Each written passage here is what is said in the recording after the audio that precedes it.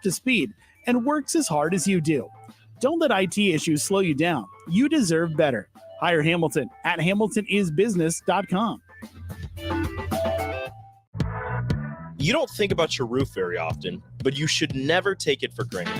Roofing Service Company takes every measure to provide you with the highest quality roofing solution. Whether it's a new roof installation, roof repair, or a re-roofing project, their overall goal is to provide you with a pleasant experience and a long-lasting roof. If you have a need for siding or gutters, they're your place too. Visit roofingservicecompany.com for more info today.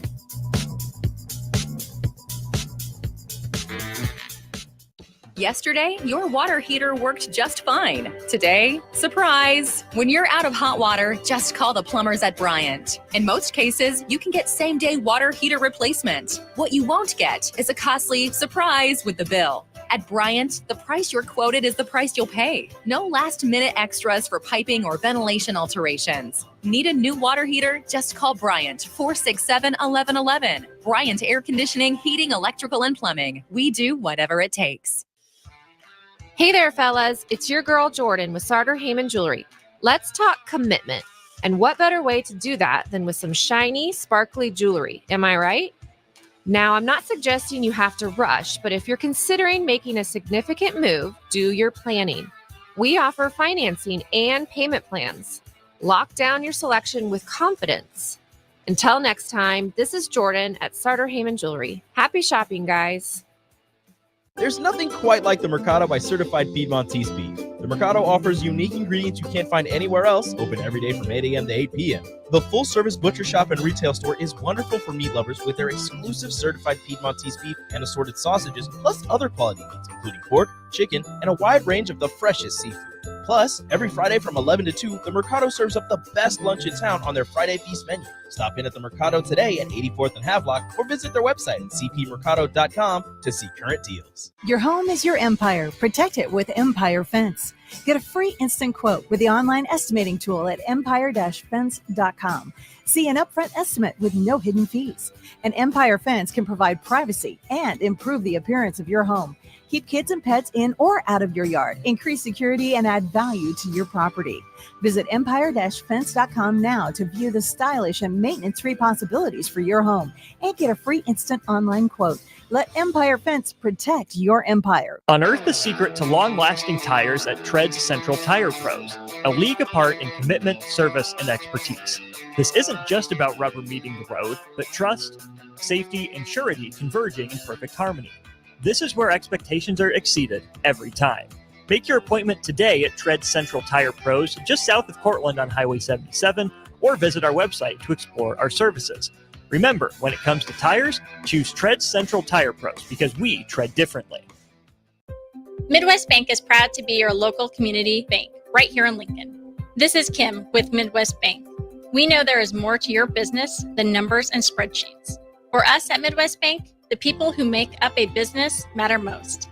We believe in getting to know you and your business and providing customized banking solutions that help protect your business and help it grow. Schedule a free consultation with us today. Your community, your bank, Midwest Bank. Learn more at midwest.bank. Member FDIC. You can get diesel anywhere, but what about atomic diesel? That comes from Stern.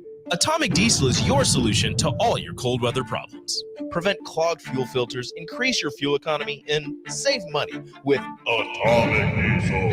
Contact Roger at Stern today by calling 1-800-477-2744 to see how Atomic Diesel and the rest of their line of fuels and lubricants can keep your operation running at max capacity.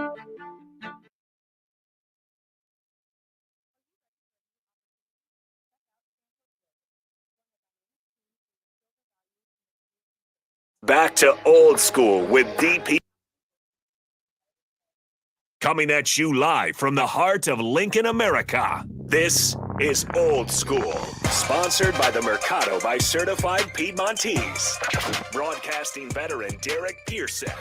When you find something that moves them, that makes them smile, celebrate it. That's your task. That's your superpower. Nebraska Football Hall of Famer Jay Foreman. Rifles a pass. It was tipped. It's picked off by Foreman. He's at the 15, 10, 5. He'll score! on 93.7 The Ticket and theticketfm.com. What up? Happy Victory Monday. Jay Foreman, DP, Austin Orman, Old School, coming at you live on the stream. But we are live at 1040 O Street. Victory Monday is always a good thing. Old School is brought to you by the Mercado Certified Piedmontese Special Ingredients Butcher Shop, 84th and Havelock, 30th in Yankee Hill, 84th in the Old Cheney, and 168th in Maple up there in the O.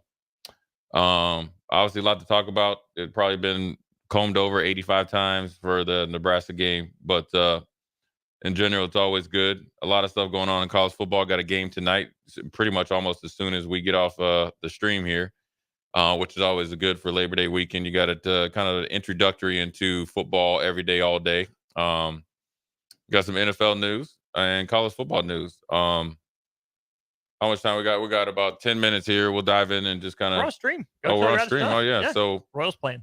Oh, yeah, that's right. I forgot. But big shout out to Lady Soccer, 5-2 over Creighton. Bust their head open to the white meat. It's always good when you beat the in-state rivals, no matter what sport it is. Always like to see the Huskers come up on top. But one team that came up on top, which was Saturday, well, two, obviously volleyball, but then obviously the football team took on UTEP, man. And you know, sometimes when you're fighting some of the ghosts of the past and people that have not lived up to expectations, you know, with other staffs or perceived expectations or so forth and so on. You know, sometimes, you know, people can hold you accountable for some things you had no, you know, personal doing. And, you know, we talked about a DP, you know, going into a game like UTEP, people have revisionist history, right? As much as people don't want to touch the 90s, that, you know, generally when we played a team like UTEP, you know, everybody knew that they were potentially going to play. A very high percentage of people were going to play. I even remember at some times that, you know, I would give away some of my player tickets to some kids that were going to play just because, you know, for instance, you know, part of being a good teammate is making some sacrifice. So if I was able to have, you know, 4 or 8 tickets, I don't know what it was, I'll give it to some guys I know that were going to play because, you know, quite frankly, it might be the only time they're going to play. So it was good that Nebraska was able to do that yesterday. And that, you know, really on the flip side, you know, a couple of years ago after Ireland, we played North Dakota. And obviously the coach up at North Dakota is a well-respected coach, good program, tough kids from North Dakota and stuff like that. So you knew that they were going to pose a challenge. But also, after the loss to Northwestern, you expected to be able to get some guys in. That did not happen. But it did happen Saturday. I think over 100 kids played, which is pretty much almost everybody on the sidelines. So you're able to build some good morale, but then most importantly, DP in Austin, I want your opinion. You were able to always tangible facts of what you've practiced. You were able to go out there and replicate it against a new opponent because UTEP has a new staff, new identity, new offense, and new players based on, you know, not the same team as last year. Well, we used to always say that week one was validation to the work that we've done, but it was also the ceiling. The resetting of the ceiling for how much work you're going to have to do to be as good as you think you're supposed to be. Yeah. Like a lot of it was speculation and whisper and rumor and belief. Yeah. And you didn't have any fact. You didn't have any real data. You had your work data, but production data is different than work data. Yeah. And you always find out from week one, wait a minute, is our messaging landing? Are we putting the right things in? Did we get from them what we thought we were going to get? Did they have understanding of what we were looking for? Right. Maybe sometimes in the messaging you can say a thing and they go, "Oh, I didn't get it until just now." Like, I see now why I need to turn my shoulders here. Right. This is where I need to get my head on a swivel so I can bat this thing down. Normally, I think I can, but in a crowd of 90,000, you don't see the ball the same way coming off a quarterback's hand as you do at practice. Right. So to hear young defenders talk about it, that I get it now. There's some things I didn't understand. Week 1 to week 2 is the real step. And yeah, we have more data. We still have more to get. Awesome. Yeah, week 1 went as it could have and should have, right? It's been a while since you've been able to say that for this Nebraska program, right? It's a new team, it's a new year, and that's why I liked Matt Rule when he was asked about, hey, 2020, 21, 22, and 23, you opened up on the road. What does it mean to finally be back at home? And Matt Rule said, it's only been 1 year for me, right? You started last year on the road, you started this year at home. the focus needs to be on this team. And I think that's kind of been the theme of the offseason is how does Nebraska turn the page as a program? It's up to this team. It's not up to the fans. It's up to the coaches. It's up to the players, not to worry about the history, but to look at it and say, what do we need to fix from last year? How do we get better moving forward to this year? And you saw 107 guys, to your point, Jay, get in the game because the starters took that to heart, because the twos took that to heart and said, yeah, we're going to do our job too. Let's get the 3s and 4s in there for some snaps as well. It went about as well as it could have gone, I think, for Nebraska in week 1. And to DP's point about resetting the ceiling, we saw some stuff yesterday we haven't seen in a while around these parts, offensively and defensively. Just makes you wonder, makes you raise your eyebrows a little bit. That's interesting. Yeah, I mean, it's look, I think it's rather being the ceiling. I think that, you want to ideally, now obviously we got a lot of work to get done and production you need to get done. That needs to be the floor. Like that should be the bottom line, bare minimum. Now look, you play against Ohio State, you ain't gonna beat them 40-7. But you want to go out there in the hardest thing I think for this has, Nebraska over history, but just in kids in general, this has nothing to do. You can just take this team out of it. It's all across the nation is dealing with success. Everybody dealing with success. And the hardest, and it's very hard. I don't know why it's so hard. You deal with it. I coach a lot of basketball. It is, you have a good, good tournament. That's, these dudes out there, like they running out in the NBA finals. So what's most important is, like DP said, you have to go back and recognize the work that you put in the sacrifice, in the detail you put in to go out there and perform again against you need a faceless opponent. When you're out there and you're having the right lane integrity, play entry, whoever set the edge, hold force, whatever you want to call, whatever their calls are, whatever, that's faceless football because you're out there just balling offensively, being able to play pitch and catch, running the route tree at the right time and coming out of your break. Not only when you're excited in the first quarter, but when the second or third team guy gets in there and you got to do it the same thing. Repetitive motion with the same type of intensity is what you want to do week in and week out. And then obviously when the things get heightened, that's when that you have the extra juice and being uncomfortable in your work. That's going to set, over, hopefully put you over the edge against Colorado. And so you got to get back and you almost have to reset every single week, and you're not going back to like the first essentially practice, but you can't, it's fundamentals, it's basics. And then we add the spice, then you add the stuff that's kind of, fun to talk about and break down. Well, in fundamentals is how Nebraska is going to beat Colorado, right? If focus is Colorado, I mean, they might have the 2 best players on the field between Sanders and Hunter. So you're not going to outflash him. You're not going to outglitz and glam him. So get back to fundamentals, right? Look, man, the most important thing is winning. That winning doesn't cure everything, but it cures dang near almost everything. And you get more out of winning. And there's a recipe to beat Colorado. There's multiple recipes to beat Colorado. Look, I mean, you saw teams beat them last year. Now, I do think they're a better team than they were last year. But I think we're a better team than last year. So ultimately, it's going to come down to situation every week. It doesn't matter who you play against. I mean, you can look at this right here. It's going to come down to situational football, third down, turnovers, and obviously this game, especially on defense, is tackling. Is Travis Hunter and Horn and their 4 receivers and probably maybe they got 2 really good. I feel like 2 capable running backs, 2 different styles. Are they gonna break a tackle here and there? Sure, but you can't have you can't play in this where it's constant. 3 yards after contact, break a tackle here, explosive run right here. So because you're constantly on your heels. So those are the things that you just got to get back to. That eliminates a lot of the extra yards. We used to have this thing that we used to chart, knock them back. So we want to knock guys back. So when we get there, we want to knock him back, knock them back. It's a more mental thing, but then it becomes like just a habit, constantly knocking them back. Well, the aggression part of it, the purposeful part of it. Like, I'm not just trying to get you to the ground. I'm trying to get you to the ground with a message as well. Yeah. Here, take this with you. Yeah. Take this with you. And if you come back over here again, you get in the same work. Yeah. The beauty of week 1 against UTEP is that it allowed them to gain some swagger, earned swagger. Like you can make a play that maybe you're not sure you can make. Yeah. You hope you can make it. You think you can make it, but you can make a play. For you to take a 4-yard run and do what Matt Rule said, which is take it to the house. Oh, okay. Mhm. Like, I can be that running back. I can be that receiver, that playmaker. I can be that linebacker to run fit. I can get there on time from the safety position. It's all the stuff they had to learn on purpose. Yeah, it can get repetitive at times, but then those are the things that, and it's not that UTEP. Here's the great thing about playing a team like UTEP.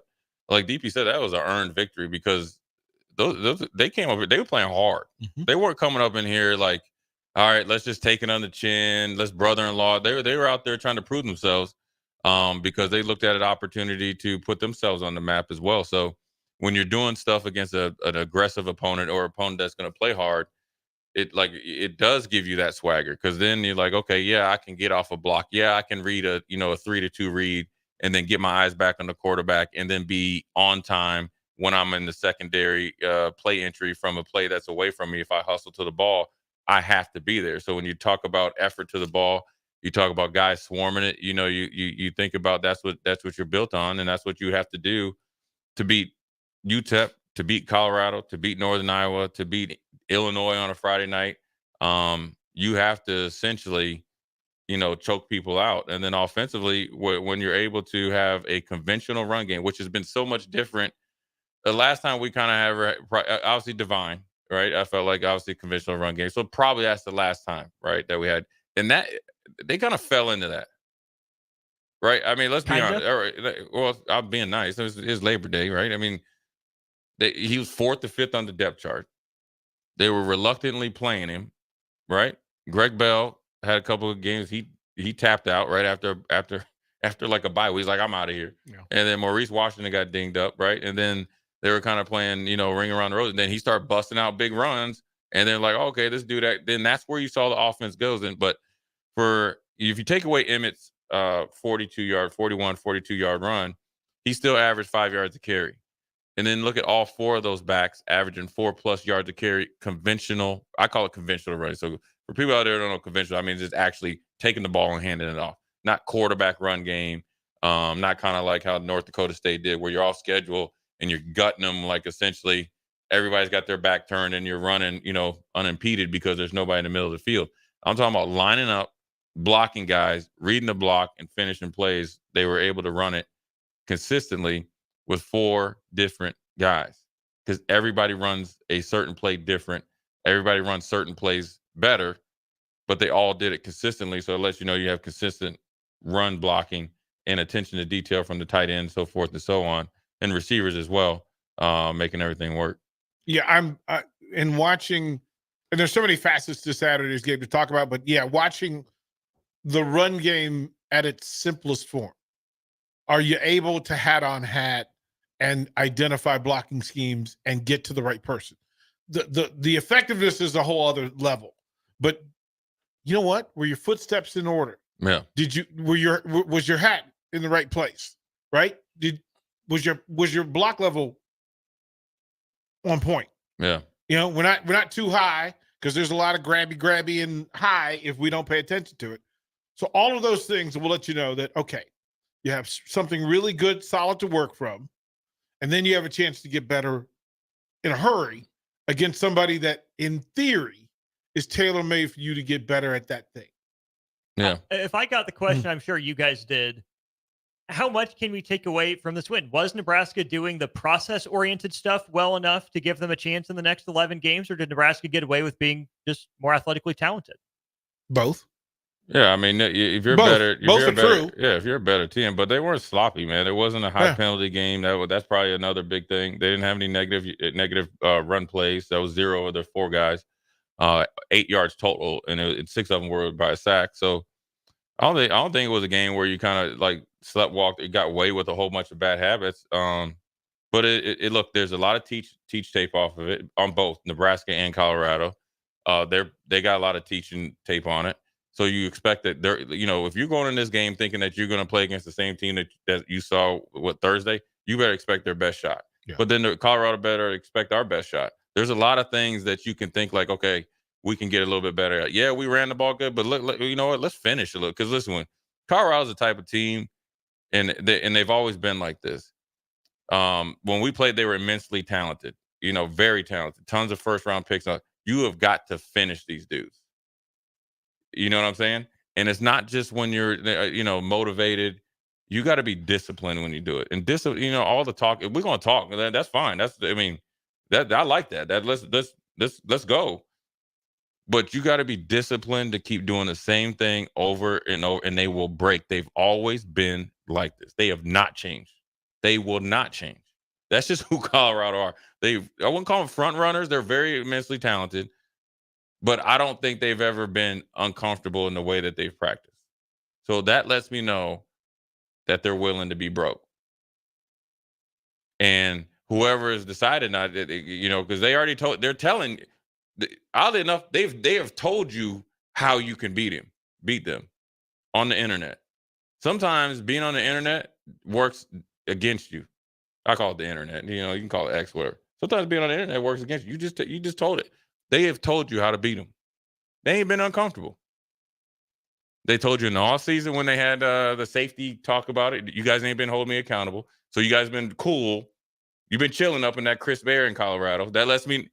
If the player tells you, I messed up 2 days in practice and none of you guys said anything, that means everybody's been messing up 2 days in practice and nobody said anything. That means you're kind of going through I call it the chain gang motion. You're just getting off the assembly line, getting a piece of, metal, passing it along. Everything's cool. Let's get through practice, not getting better. But when you have the head coach up there that's extremely detailed and knows what it's like to be the best, and he points out the other team that you just beat, okay, right? And that's essentially, they were more talented. The talent overrid the effort. That lets me know they have not been uncomfortable, and they are raising their hand to get broken. Then it comes back to Nebraska obliging. Saying, okay, you guys don't want to be comfortable? We'll make you not comfortable. You just got to be disciplined about halfway through the third quarter. If you're disciplined, the game will be over. I mean, that's all there is to it. Not that you're just going to sit there and we're going to just start, 30 burgering them because they're too explosive. But I can watch a game and tell you when they're broken. I knew when LSU was broke. When they tricked it off when they took my man 22 out of Avery. Emery. They took him out of the game and he ran the guy over. Yeah. And then the coach ran down and overcoached him. The game was over. Mm-hmm. He overcoached him for something he didn't even do wrong. Game is over. That means you're worried about all the other things that has nothing to do with winning. You're overcoaching a kid that's actually your only offensive threat running the ball. And then when it comes down to you for you to run the ball, he's not in the game. Lessons learned. But we gonna see. Yeah. We will see. But the best part was, I'm still mad that we Hey, Brian Kelly. Hilarious. Hey, Brian Kelly said, you know what? Again. Hilarious. That water bottle jump. Hey. Hilarious. Hey, that's the best part. He said, everybody on the sideline thought we was going to win. Thought the game was over. And he's like, I'm mad about it. I hear you, Brian Kelly. I hear you. Rightfully so. Yeah. Anyways, we're going to take a quick break. Come back, man. We got former Husker news. Scott Frost is back in the building, or in a building, in a role. Will he be successful? Does he have a comeback trail? But more importantly, what's next for LSU? And more importantly, what's next for Florida? The athletic director had a press conference scheduled for Thursday. Today is Monday. Okay? That has been postponed. Is it 1 week? Do you think that Billy Napier is gone after 1 week? Think about it during the break. Jay Foreman, DP Austin. We'll be right back. Where will your path take you, traveler? To seek fortune in a new career? Or on a journey to distant lands for a well-deserved vacation? Wherever you go, one distraction could spell disaster. You can change your fate, adventurer. Don't drive distracted. Paid for by the NDOT Highway Safety Office. Are you ready to join a family-owned local company that values innovation, integrity, and excellence? Look no further than Lincoln Industries. They're hiring for first and third shift production roles, as well as multiple engineering and sales positions. Whether you're an engineer ready to design groundbreaking solutions or a sales professional eager to connect with clients, they've got a place for you. Come join their family. Visit www.lincolnindustries.com for more information. This is former Husker and NFL linebacker Jay Foreman. For years, I've suffered from degenerative problems in both of my ankles, but thanks to a thorough and thought-out plan provided by Advanced Medical Imaging, I was able to get my life back with the least amount of pain as possible. While working through multiple options, the team of physicians at Advanced Medical Imaging were there to answer any questions I had. If you're experiencing any pain at all and want to get your life back, go to amimaging.com or give them a call at 402-484-6677. Advanced Medical Imaging, located at 7601 Pioneers Boulevard.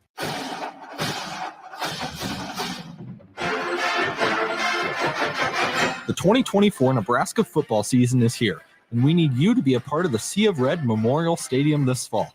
A limited number of Husker football single-game tickets are on sale now and are only available while supplies last. Don't miss out on any of the action this season by getting yours before it's too late. To purchase your Husker football single-game tickets, visit huskers.com/tickets. Go Big Red. Big box stores are tempting for buying equipment for your high schooler in sports or for yourself in your sports leisures. But buying new is awfully expensive. Why not go somewhere with new and used options? Play It Again Sports has quality, slightly to gently used equipment, and 50% of their inventory is actually new equipment. And it's more than baseball, softball, and golf. They also have equipment for disc golf, fitness, hockey, and more. Plus, they're always buying products. Bring your gear you're done with and get trade money on the spot. Play It Again Sports at 48th and Vine. Hey guys, it's your girl Jordan from Sartor Heyman Jewelers. Have an anniversary coming up? I've got you covered. Celebrate your love with the timeless elegance of jewelry. This anniversary, give the gift of sapphires, emeralds, rubies, or gold. Find the perfect piece that reflects the beauty and depth of your commitment. Whether it's your first anniversary or your 50th, surprise your loved one with a gem as beautiful and rare as she is. Until next time, this is Jordan at Sartor Heyman Jewelry. Happy shopping, guys. Hey Husker Nation, this is Todd Euler, two-time national champion, here to talk to you about Window World Lincoln. At Window World, we specialize in replacement windows, doors, siding, and roofing. Whether you're looking to enhance the beauty of your home or increase its energy efficiency, we've got you covered. And here's the best part. We offer the best for less. Our team is dedicated to providing top quality products and exceptional service at affordable prices. We want to earn your business and make your home improvement dreams a reality. So why wait? Contact Window World Lincoln today at 464-7313 or visit our website at windowworldlincoln.com. Window World Lincoln, where quality meets affordability. Get rid of pesky critters once and for all with Bats to Rats. Their expert team is here to help you reclaim your home. No more sleepless nights caused by crawling critters or flapping wings. Bats to Rats ensures a safe environment for every family member. Check the website at batstorats.com for amazing offers. And if you mention this ad, you'll receive $10 off your initial inspection cost. Call Bats to Rats today at 402-781-8691. That's 402-781-8691. Bats to Rats. I'm softball player Jordy Ball, and I'm proud of my Nebraska roots, and I'm proud to be back home. And at Midwest Bank, they're proud to be your local community bank. They believe in family first, taking initiative, showing integrity, and rolling up their sleeves to support their local communities. They treat everyone like family, no matter where you're from. Whether you walk into a branch in York, Lincoln, Norfolk, or Pierce, you know you're going to be welcomed with a smile. Your community, your bank, Midwest Bank. Rain, snow, or shine, John Henry's is here to keep your home's plumbing systems working properly no matter what kind of weather Nebraska throws at us. From unclogging toilets and drains to installing new water heaters and water treatment systems, John Henry's is your plumbing expert in the Lincoln and Omaha communities. Visit us at calljh.com or call John Henry's. 435-5555. John Henry's Plumbing, Heating and Air, and Electrical. Explain to me again why we're sleeping on the ground. Because we're thramping. Thrift camping. It's saving us money and getting us closer to nature. But we don't need to thramp. I just combined our home and auto insurance with our State Farm agent, so we have a rate that fits our budget. All right. Do you think our agent can bring us an air mattress? Call your local State Farm agent, Vinny Krekak, at 402-474-1173. Individual premiums and budgets will vary by customer. All applicants subject to State Farm underwriting requirements. With the Planet Fitness Black Card, you don't just get a great workout, you get a great perk out because your membership is packed with perks. For $1 down and $24.99 a month, you'll get perks like access to any of our 2,400 clean and spacious locations. Bring a friend anytime and both work out with tons of equipment that'll give you that big fitness energy. Relax in the Black Card spa and more. Work out and perk out with the PF Black Card. Join for just $1 down and $24.99 a month. Hurry, this deal ends soon. See Home Club for details. Back to Old School with DP and J on 93.7 The Ticket and theticketfm.com.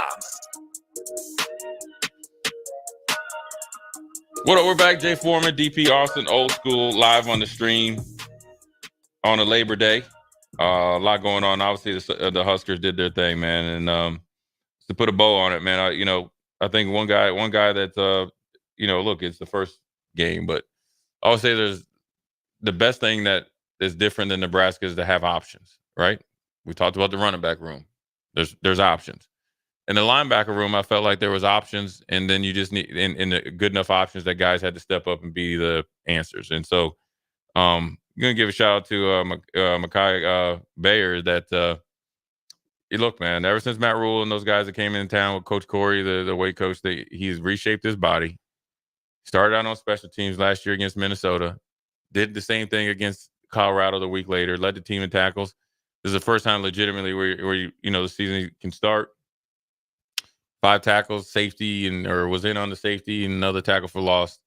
Always want to tip your hat to a guy that because I've been there where you got to prove yourself and take advantage of the opportunity. But that was last week. Need you do it this week, but never want to just kind of gloss over somebody that's you very easily could have tapped out and just put in the portal and all this other stuff. When you get a new coach, you stayed in and you took advantage of the opportunity. Austin, who's your shout out? Like the guy that made a play that stood out to you or maybe had a day? Like the easy layup, on the offensive side is one way. He just mentioned Bayer. I think there's some other names. Austin, who's somebody you want to shout out? The one that comes to mind for me is Kai Wallen. I think he forced that first interception, pushed the left tackle back into the quarterback's throwing lane, disrupted timing, mechanics, motion, all that. And Hartzog made a decent play on the ball, but Wallen shoved the left tackle into the quarterback. So I think he gets a lion's share of credit on that first pick for me. That's funny because literally, so Coach Mikey Daniel literally told me right before kickoff, Hartzog gets an interception because I'm pissed at him. I've been talking to him about getting me a pick. And he says this morning, I'm getting you the pick today, count it. And then I get the text 30 seconds after the pick. Yeah, he finally got one. So, yeah, to have the step-up guys, the guys who may not be the factor, come up and make a play, get a turnover. Turnovers are so big, Jay. I mean, defensively, to have a Husker defense that not only shuts people down, it's one thing to do that. But to take possession of the ball, yeah, it's just we missed the layup a lot of times and identify. Yeah, I think Kai Whalen, I think it's the cause and effect. I mean, he got essentially the hockey assist. Yep. And that's the way it goes. And obviously Hartzog was the beneficiary of a pass essentially thrown right to him. But it's not thrown right to him if he doesn't walk the offensive tackle back to the quarterback. And it's more importantly like a standard. So obviously Kai isn't starting. Very easily guys can sit over the sidelines and think about what they're doing after the game, because the game is in hand. But being in a competitive environment, it's just second nature to go in there and do what you're supposed to do because he's trying to put his best foot forward and put good tape out there, not only to just earn the respect of his teammates, but then also be the best player he could be. But then more importantly, take a step forward and earning, potentially more playing time or the trust of the coaches because they will be called upon at some point in time. And so it's good. And the more the merrier. Obviously the offense was good and they get all the props, but defensively it's always good to have guys that haven't had the realistic opportunity in the past and get the opportunity and make the most of it. And so those too much many, and there will be next game will be somebody else and so forth and so on. But it's a step in the right direction. If I said the 40 points would be considered impressive by the offense. The one score should be impressive. How would you grade it out, Jay? Oh, I mean, yeah. I mean, I think you got to tip your hat to UTEP on that series. Now, granted, to me, I looked at it a little bit of sudden change. Nebraska had control of the game, kind of shot themselves in the foot in the drive, punted it, they got it back, and then hit that one play right there, just a little bit off on your angles to make the tackle. So it's not a explosive pass. And however you grade an explosive pass, that's people's choice. But I'm saying when you split two guys and you get it. I always say when you get 5 or 6 or more yards after contact or yards after the catch, to me, that's explosive play. Then you hit the big run because you get the numbers over there because it's a la, Auburn when I think Hugh Freeze was there. And then, oh boy, dropped it in the bucket. It was good coverage by Hartzog. I mean, it was. I mean, it literally was put at the only place that he could catch it. It was an excellent catch, touchdown. And then after that, the ability to recover. I always say that, I keep track of this when I coach basketball. I always look at it and evaluate it at any level in football. The bounce back percentage. You will get beat in this game of college football. Run or pass. You will miss tackles. You will get your ankles broke or get diced up. You will get ran over. You will get, pancaked or knocked back or whatever it is. What's your bounce back percentage? Both individually and collectively. Because that's where your confidence. That's where I know you have confidence in the work that you've done, because the work that you've done, even though you've put in good work, you will get beat, and then you got to be able to go back to work and have the confidence in the scheme and yourself to make plays. That came up with me and Strick during On the Block. So Nebraska fumbles and UTEP gets the ball at the 3-yard line. 2 plays later, safety. 2 plays later, long touchdown. And then to use the basketball thing, right? You want to extend your run as long as possible. 3 and out, touchdown. Interception, touchdown. Halftime, short drive, 8-play drive, but only 16 yards, punt, touchdown, force a punt, kick a field goal, another interception. Right. Nebraska responded to the adversity of being a little stuck in a rut in the late first quarter into the second quarter with a long run of control in that game. Yeah. We don't see that last year. No. Well, I mean, I think in that rut word, it's actually weird that you said it because I heard it in the stadium that day. And it was, oh my goodness, here's the rut. They actually identified it as the rut. Here it comes. Here's the rut. And it's 7-7. We're all a little uncomfortable because this is the rut we're familiar with. And then you have people who make plays. And Jay, we always talk about like maintaining who you are. Yeah. I think culture can be defined by your ability that when friction happens, you're able to still stay true to who you are. Yeah, it's important because you got to have confidence. You got to know who you are and what you've done, and I think it helps. Obviously it's only one game, but when you have a quarterback like Dylan that could play pitch and catch, and you got some receivers that can play along with him, along with the tight ends and running backs, it makes life a little bit easier as a play caller. It makes life a little bit easier as a defense. It makes life a little bit easier as a special team. So as a returner, you don't think you have to force anything. We've seen that the returner think they have to force something because the offense was stymied. We saw that a few years ago at Illinois, right? You fielded the ball at the half-yard line, fumbled it, and instead of going in down 3, you're down 10. So I think it's complimentary football that they were trying to accomplish, and they did a good job of doing it. And so they got to take everything that they've done good. They want to continue to cement that, and I call it doubling down on that, right? So, all the fundamentals, and answering the call, getting out of the rut, mindset, whatever it is, right? And then you want to make sure that you take anything that you viewed as like as a negative, and you want to bring that up slowly but surely as a break even. Mm-hmm. And if you can continue to do that and answer the call in different ways, week in and week out, all the while still accentuating your strengths, then you can minimize your weaknesses and also maximize like your 50-50. You'll have a good season. Quick thing. The ability to get out of that mess without making it worse. And don't panic. Yeah, right? Like without making it worse. There's some leadership that showed up Saturday that I haven't seen recently. Well, it's coaches and players, right? Rule said in the post game he wanted to walk over to that defensive huddle, and Marquise Buford said, "No, coach, we got this. We've been here before." The difference was that last year at Purdue, Northwestern, the defense had to make plays on Nebraska's side of the field. They got a chance to make a play on UTEP's side of the field, and they made it count. And then Nebraska had dudes make plays at the end of the half on offense. Nebraska had some big playability last year, but I don't think Jalen Lloyd stays on his feet like Nayor did. I don't know if Malachi Coleman does. I don't know if Alex Bullock did. Isaiah Nayor kept his feet, scored a touchdown.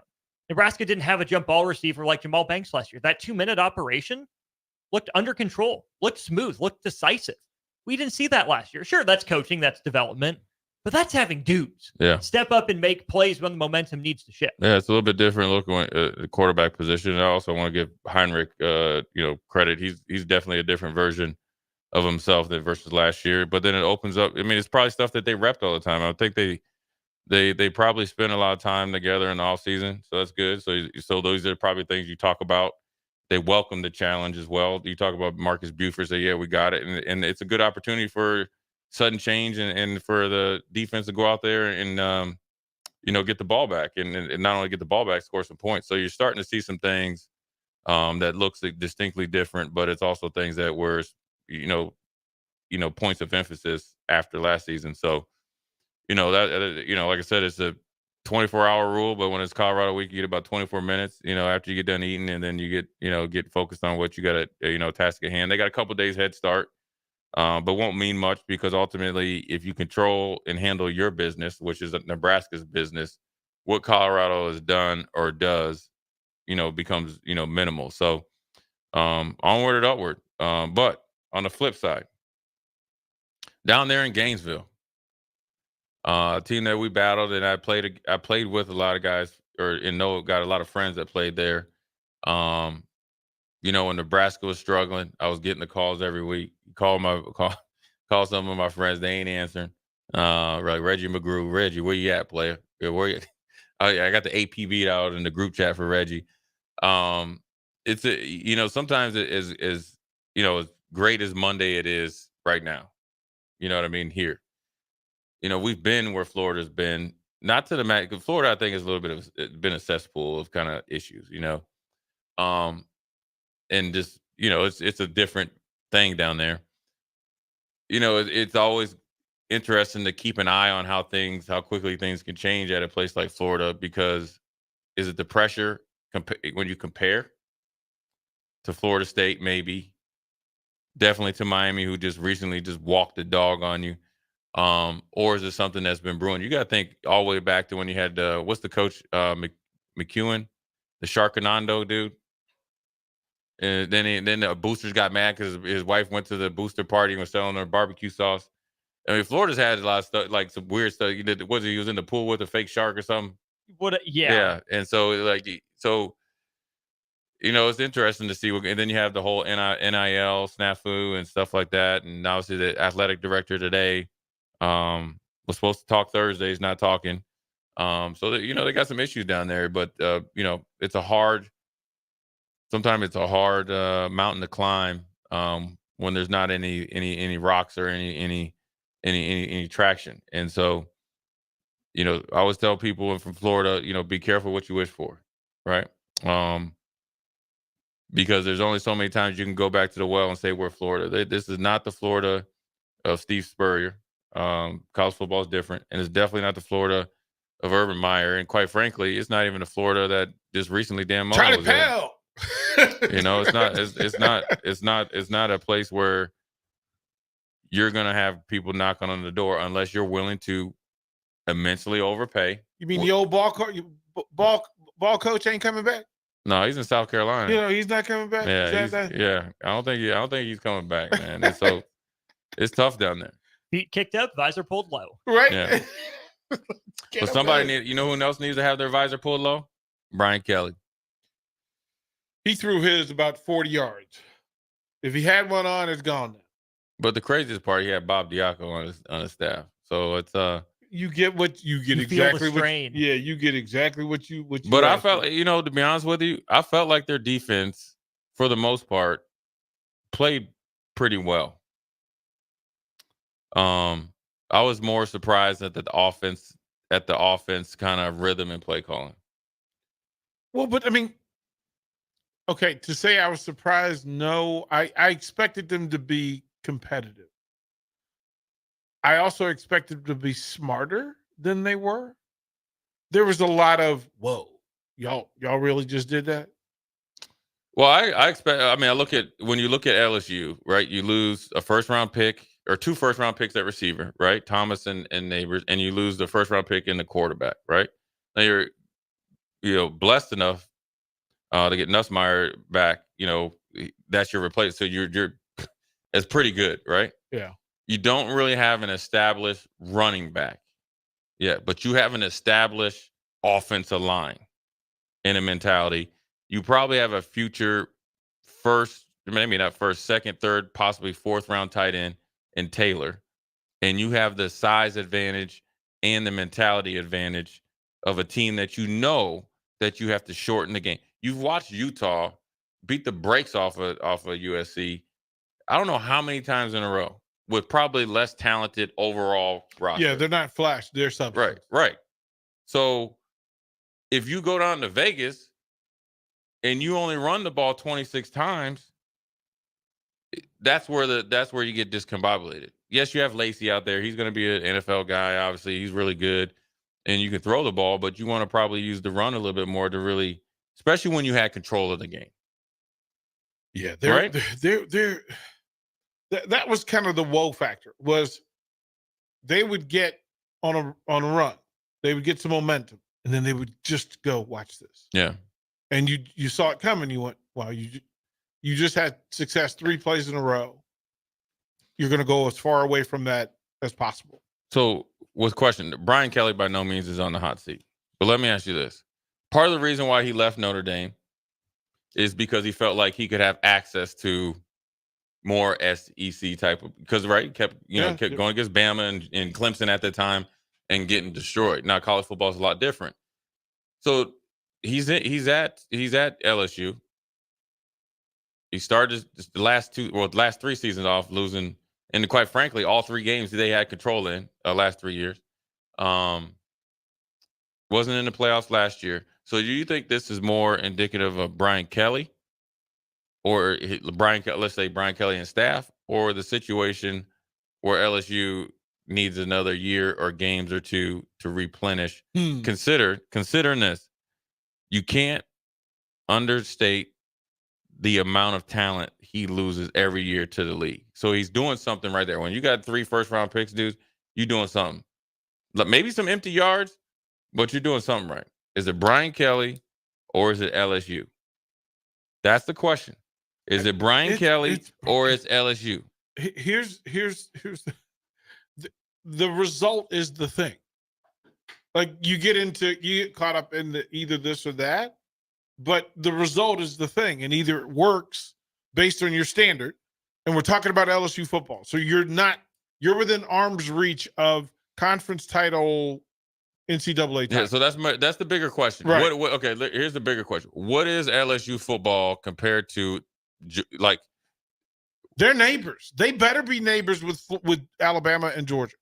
They are not allowed in the cul-de-sac, on the elevated cul-de-sac. So are they in the gated community or are they the one across the street? They in the gated community, because here's the thing. It's the same talent pool. It's the same. You can look at LSU's roster, Georgia's roster, Alabama roster. They're shopping at the same grocery store. And then they come home, the game presentation's the same level otherwise, same expectation. That quite frankly, we expect you, when you come to my crib, you're going to eat better than I would if I came to yours. Okay. And LSU fully expects, you know what? Our culture is the same. Yeah, we got some spiders that pop up every now and then, but ultimately we still expect to get our mail same time you do. Brian Kelly is in the Bo Pelini, Dabo Swinney boat. What's Always that? good, didn't win the big game. Dabo broke through. Yeah. Bo never did. Now, Brian Kelly's in the Bo Pelini boat, where he will get you 9 or 10 wins a year. He left Notre Dame because he said he wanted more. He's not getting that right now. If Brian Kelly, starts winning the big one, I'm going to give him next year or by the end of the year, maybe he can be Dabo. Maybe he can have a run because LSU, when it's legit, is legit like any other place in the country, like Bama, Georgia, like DP was saying. Like LSU can be that. They have to be careful not to become Clemson. They're on the precipice of becoming Clemson, who feel like they belong in the gate, right? They're looking at the fence, putting a code in like I expect it to work, but their roster doesn't look the same as LSU's. It doesn't look the same as Georgia, doesn't look the same as Alabama. It might be in the Oregon, hey, I think we're elite, but I don't have the hardware to say I'm elite. Oregon hasn't won. They haven't won it. They've won a ton of games, and they're always talented, and they're always good, great. Yeah. They're just not elite. And LSU hasn't really had a sustained run of greatness, right? Saban. Exactly. Saban was good. Yeah, he won double-digit games 2 out of 5 years, right? National championship and won from that counts. Les Miles won double-digit games 3 years in a row, taken over for Saban. 8-5, 9-4, won double-digit games 4 straight years in a row. But LSU hasn't had the run like Nebraska, like Bama, like even Georgia's on right now. Well, but we have to remember that there's only a handful of programs that have the long run at a time. Yeah. At a time. It's 4.5 on a regular basis. And then there are those people who are close. They're in proximity. As Jay said, they're in a really good neighborhood. They have access to the gated community, but they need help getting there. It's just never been LSU's turn. Yeah. And it's kind of surprising. And it's hard for LSU to be in the conversation because Alabama with Nick Saban had that serious run. And then obviously Georgia. I just wonder. Like there were no Pac-12 teams that belong in the neighborhood. Not right now. There are no Big 12 teams that belong in the neighborhood. Texas felt like they belonged in there. Oklahoma, they felt like they belonged. You don't. Your car don't work. Your car don't work at the gate. With LSU,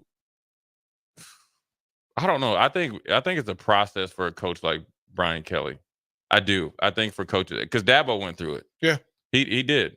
And then he broke through and had the humility or wherewithal to openly admit we have to change the way we practice. He did, and he did it. Now, granted, it's different. There were transfer portal and all that. You could just recruit guys and develop them. So he was able to do it at a steadier pace. It's harder now. And I don't think LSU is at this point. I think they're close. I think Brian Kelly's going to take all the heat. But I also think along with the staff where you've had guys move up and, because of your success and leave Notre Dame the way he did, I think it's a process. I think it's a process to get – he's only been there for a couple of years. I shouldn't say only. Was it been 3? This is his 3rd year, right? 3rd year. Yeah, so it's his 3rd year. So really just 2 years. 2 losses to Florida State and then this one. So I think it takes some time for a coach like Brian Kelly with that type of personality and to get down in the kind of earnest stripes in SEC, learn how things operate, because it operates different down there, to see if it's going to take some time before he really, really breaks through. So are you saying maybe next year, right? Maybe give him a do-over with his first recruiting class. Okay, maybe not have the full offseason to get a recruiting I think class he's learning. together. I think next year's year 4. Yeah. So then your second recruiting class is going to be juniors. Yeah. Sophomores. Yeah. I think this is. I don't think the coffin is closed on this year. I think this. I always say this for USC. They had. I hate to even say it. They had more essentially to play for than LSU, which is the hardest thing for me ever to say. Why? You had a coach, right, out there. If you know people out there, he has his back against the wall. Yeah. Okay. Right. I've said he might not make it to Thanksgiving, and he got that dry brisket that he had put out there that one time. Well, I need to leave him alone about that. He deserves it. But he had his back against the wall. Now I'm gonna tell you one thing Lincoln Riley did that's commendable. He changed their offseason program. Now I don't know if it was whether he was scared or just felt like, all right, we need to do it. Well, they put up, if you watch the game, numerous guys that really hit the weights and put on good weight, and they put the before and after picture, right? That was all for the Big Ten. That means he recognized, right, a problem. And then when you recognize the problem and you wholeheartedly it changed a little bit of his offensive scheme, but you have to because you have a new quarterback.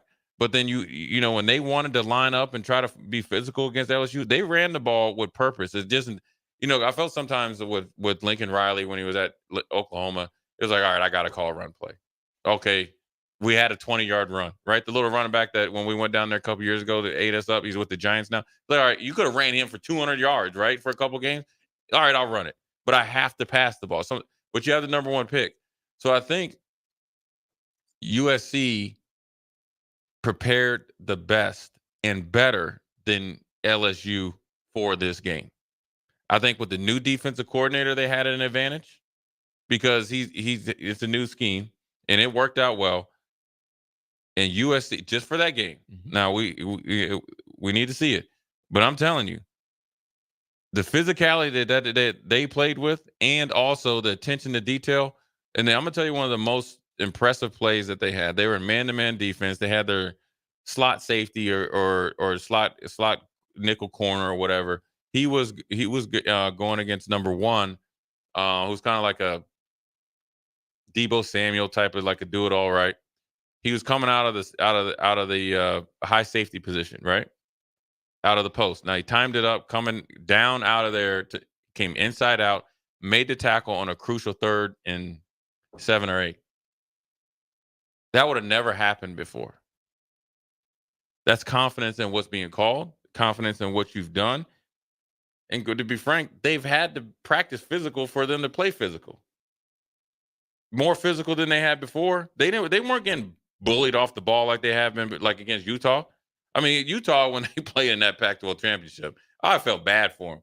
I mean, Utah and them, you know, Maus and them Samoans was just bum rushing that team off the ball. Last year, they got obliterated. This year, with this new defensive court, at least last night, man, they were hard out for LSU. And to be honest with you, we talk about Colorado.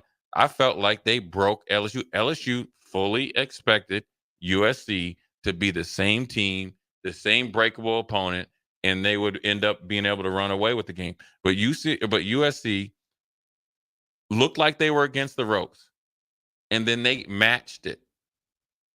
And so for that, you know, that's probably more of a spotlight on LSU. Well, that was Kelly's shock and surprise. I thought we would outplay them. I thought we'd out physical them. Right. Like that, literally what they thought is that they would stare at USC and USC would fold in those critical moments. As he said, we got to figure out a way to finish that, to close that out. Well, if physical was the way, it didn't happen and it didn't look the way he thought it was going to. And then if he thought schematically it was the way, that didn't happen because your playmakers didn't make those plays. And that's what I thought his frustration was about, was I prepared this team to win this game. This way. They didn't deliver. And now I got to restructure how I think about it, and 2, how we go about it, because it didn't work. What we were doing, what should have worked, didn't work. And for a coach and a coaching staff and for players, when you sell a message that, hey, if you put in this kind of work, it's going to show up in the fourth quarter in a meaningful game, and you hit the gas pedal and it don't work, oh boy, you like, wait a minute, this is a problem, because that gator over there is coming to eat, and I don't have any gas left in the tank. Yeah. Yep. Yeah, it's interesting just because of the dynamics of it. I bet you that was a long flight home. I think LSU fans showed up too. They made the trip to Vegas. Yeah, and people were saying there's at least 60% LSU fans in the stadium. And here's the thing: this is that fork in the road moment for LSU, because you can use this punch in the gut to get strong, to go, you know what? This is not us. Like, this can never happen again. Remember there was a time when Tebow said they thought who they were, and then they got punched in the face, and they realized we're not as tough as we think we are. We need to get tougher right now. And I promise you, I'm going to fight you for how tough we're going to be. changed Florida football. Nebraska had its moment. You get punched in the head and you go, you know what? I'm never going to allow this to happen again. LSU, they're a talented team. They have talent. Oh, no doubt about Right. it. So then did you need this to get better? Yeah. And if you get it right, it's a beautiful story. Clemson went through it. Punched in the face. Got to get it right. Florida State, punched in the face. Got to get it right. Now's the chance. Notre Dame had to change its entire culture because it was tired of getting punched in the face in those meaningful moments. For LSU, this could be it, or he'll get fired for it. Let me ask you another coach that's a lightning rod. Dabo. Yeah. He got what he deserved. I can't even say anything because he was such a great story when he first took over. Obviously, played, coached some of the most exciting players of the, time there. And it's just weird that, last year I understand it. You didn't want to do the NIL stuff in the transfer portal. I get it. If that's what you want to hold true. Mm-hmm. But after you said we have to look at it. And he offered 4 guys out of the portal, or he said he looked at 4 players. 4. You're smarter than everybody else. Is that what? That's the result of being smarter than everybody else. You know what? I don't need the transfer portal. Yes, you do. Yes, you do. And the difference between you and them dudes from Athens, Georgia, is the transfer portal. The ability to set a standard and say, you know what? We're going to evolve. We're not going to stay the Georgia we were 4-5 years ago because them folks kept getting caught by LSU and Alabama. But see, that's why I think Dabo is always going to be the second, maybe third best coach of this generation. Because guess what? Saban adapted. Mm-hmm. When the game got too fast for Nick Saban, he still won. Yeah. And then he said, oh, wait, I see this coming. We're going to adapt. We're going to adjust. Kirby's done that. Dabo hasn't. And it comes to the transfer portal, but also Georgia has taken Clemson's spot when it comes to development. Yeah, Georgia's developing better now because Clemson's roster is still majority 4- and 5-star players. If you look at recruiting rankings, Georgia's ahead, but not 31 points ahead of Clemson when it comes to talent. So not only is Dabo missing the layup in the portal and not getting guys to augment his roster, the coaching staff's not the same. They're not getting the most out of those players, and there's not a generational quarterback to cover up for some of the mistakes. Well, playmakers in the portal, like you're not going down to do work. If you're at Clemson and you're simply choosing to say, you know what, Jay Foreman's right down the street, but I don't need Jay Foreman. Okay. Okay. I'm gonna go get Jay Foreman. I'll meet you at the door. I'll meet you at the door. Like that. Yeah, I mean it's twofold. It's the transfer portal, and as we've seen, that's not always that's not going to be 100% answer, but he does need to address it because you have to. There's holes in there, and you had some guys turn pro early, and particularly, especially like you got to also think of the losses that he's had. Clemson might not. It hurts the school like Clemson maybe a little bit more, and this is where people don't really. This is where I'll go to bat for Dabo. Is when Brett Venables left. That was like a head coach that you had 2 head coaches. He could just focus on delegating and offense. Now, here's where he actually had 3 head coaches. So you got to think, remember Brett Venables, he turned down Kansas State once or twice, right? And that's where, he had a history there, but he stayed on. So not only was Brett Venables there, and then obviously it was a different time, you were able to recruit at the same level that he is right now, Austin, right? Because it hasn't really dipped, right? Well, Clemson, it's dipped a little bit. But used to be 1 or 2, but with Alabama. But he's not 30. They're still top 10. Right, he's still top 10. And so, but you're able to develop guys with a defensive coordinator and coaches that you knew could get you to that level. And there was essentially that was like a whole team in itself. Mm-hmm.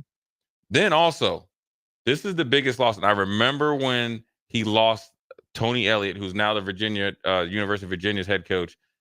That was also, remember, because DP knows this a little bit more than you, Austin, is that he kind of like when people would ask about Tony Elliott when they were really rolling, he was like, oh yeah, he's up and coming, he's got a lot to learn. So you kind of like kept him in your back pocket.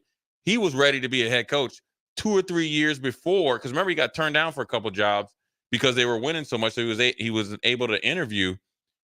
So you had 3 head coaches there, and how does that affect what's on the field? Well, now Dabo has to reestablish everything himself, right? Reinvent himself. He's having a hard time to do it, right? Because he's knowing he's got revisionist history, 2-time national champ. I should be getting the benefit of the doubt. Well, you're not, because you're getting embarrassed. Now you have 2 new coordinators that are, you essentially were blessed, kind of like you had continuity there when Saban was losing guys left and right?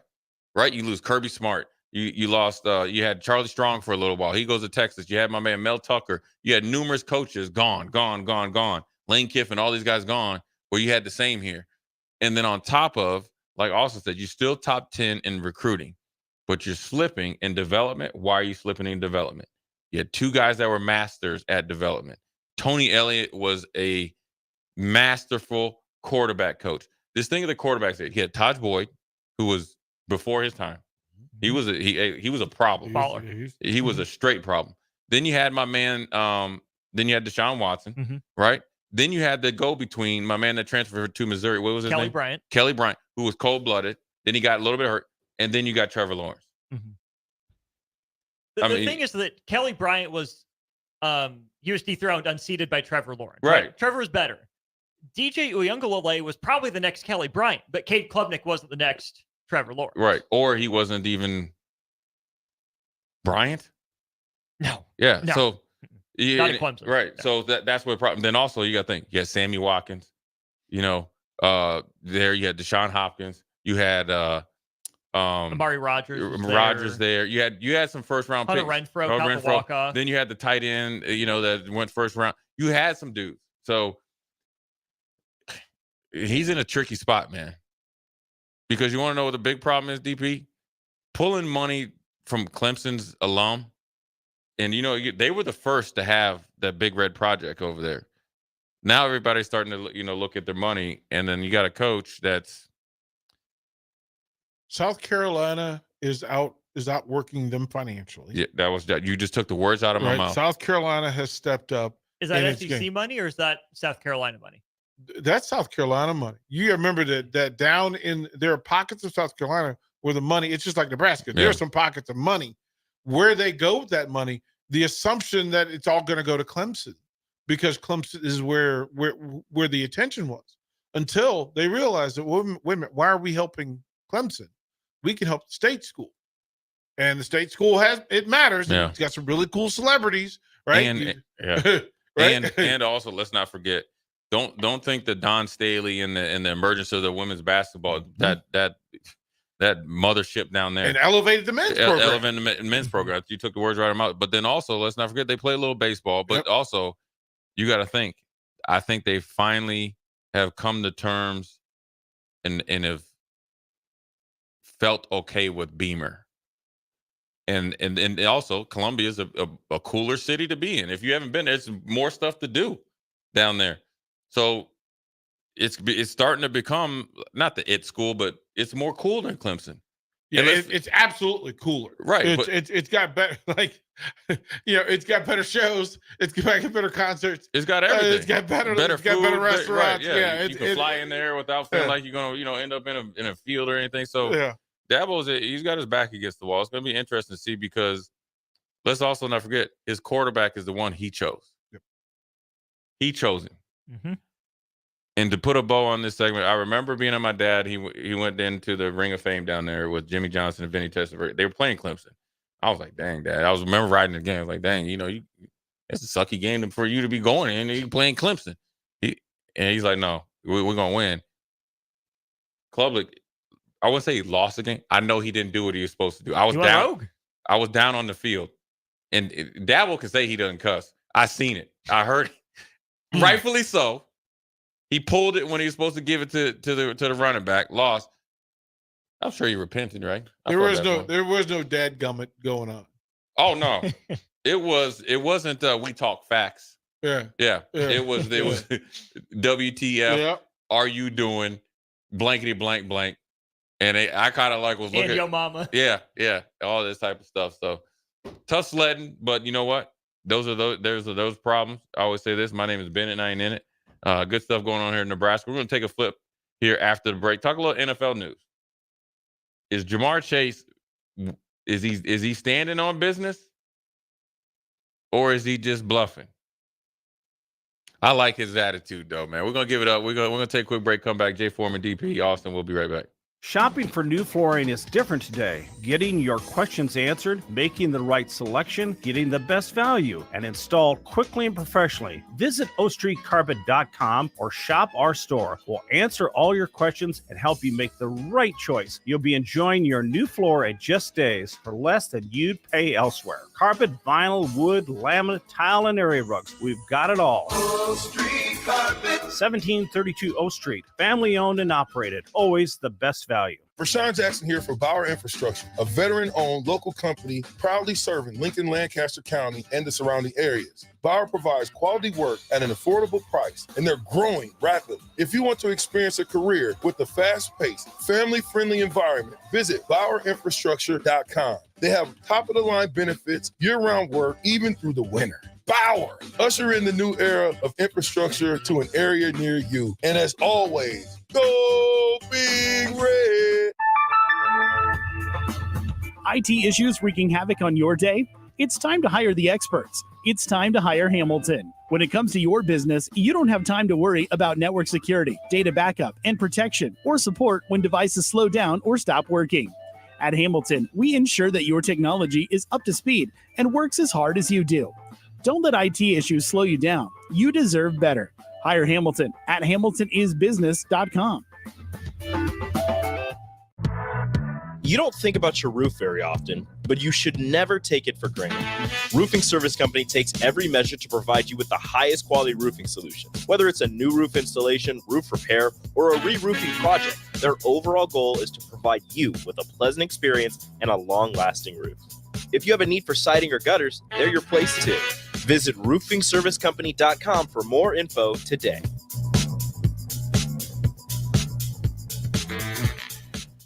Yesterday, your water heater worked just fine. Today, surprise! When you're out of hot water, just call the plumbers at Bryant. In most cases, you can get same-day water heater replacement. What you won't get is a costly surprise with the bill. At Bryant, the price you're quoted is the price you'll pay. No last-minute extras for piping or ventilation alterations. Need a new water heater? Just call Bryant, 467-1111. Bryant Air Conditioning, Heating, Electrical, and Plumbing. We do whatever it takes.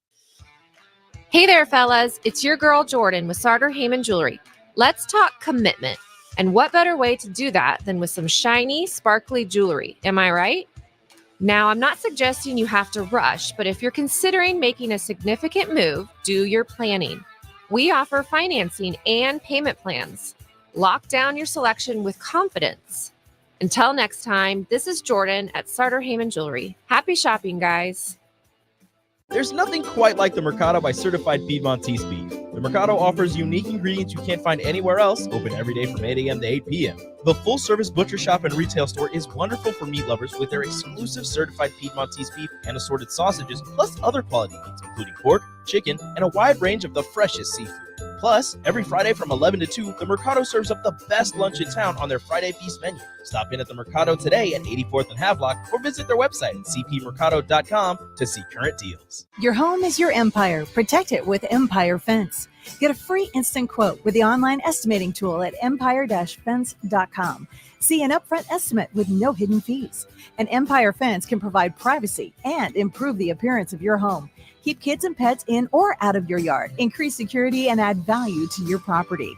Visit empire-fence.com now to view the stylish and maintenance-free possibilities for your home and get a free instant online quote. Let Empire Fence protect your empire. Unearth the secret to long-lasting tires at Tread's Central Tire Pros, a league apart in commitment, service, and expertise.